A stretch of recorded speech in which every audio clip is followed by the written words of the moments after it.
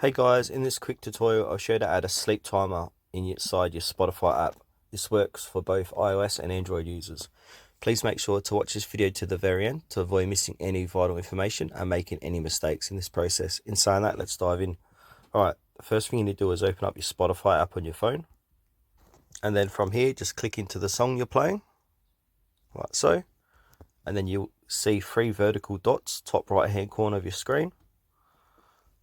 And then from here, scroll down a little bit where it says sleep timer, click into that. And then you can add a sleep timer for all these different options. So you can do 5 minutes, 10, 15, 30 minutes, 45, 1 hour, end of track. But for this example, I'm just going to do a sleep timer for 1 hour. And there you go, your sleep timer is set. So that's it guys, for this video, how to set a sleep timer inside Spotify.